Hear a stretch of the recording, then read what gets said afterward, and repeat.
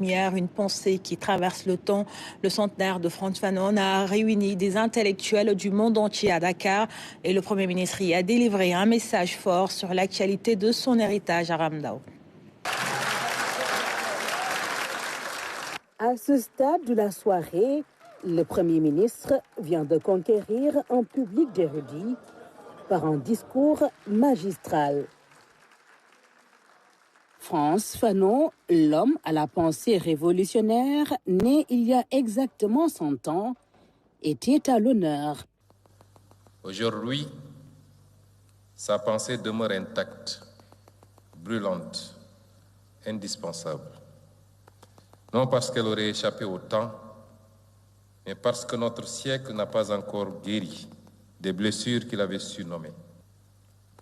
Fanon est ce médecin des âmes, attentif aux blessures intimes, comme aux fractures collectives.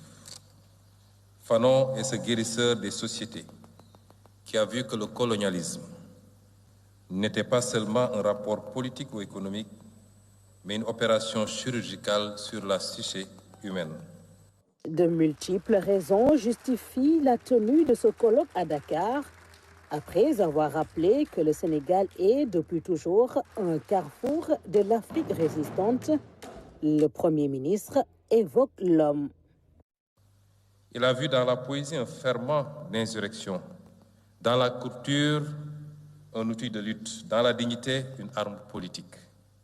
Fanon fut martiniquais par naissance, français par contingence administrative, africain par lucidité, algérien par engagement.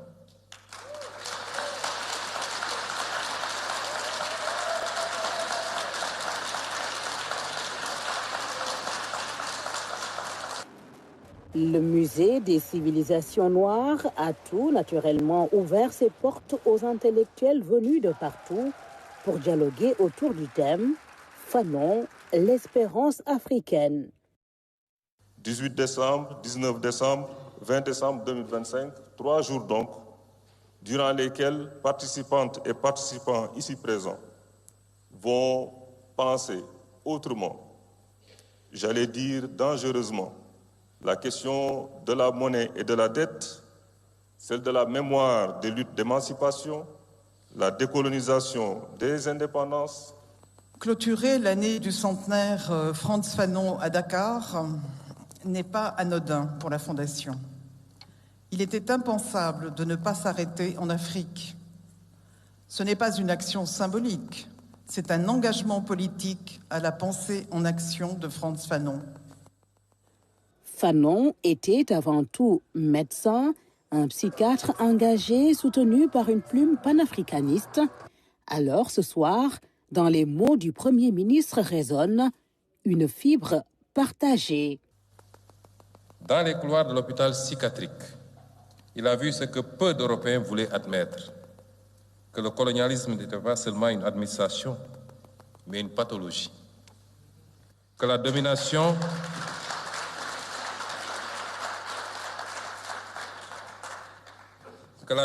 n'était pas seulement un système, mais un traumatisme.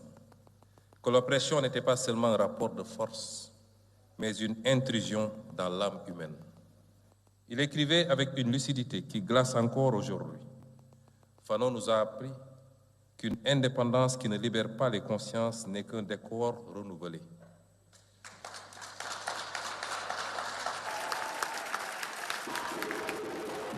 Dans la profondeur de l'œuvre et de la pensée de Fanon, Ousmane Sonko distingue 3 dimensions de l'homme. Le psychiatre qui a ouvert la voie de la désaliénation, le politique lucide qui a compris les fondations de l'émancipation, l'humaniste qui a espéré l'achèvement d'un homme neuf, décomplexé.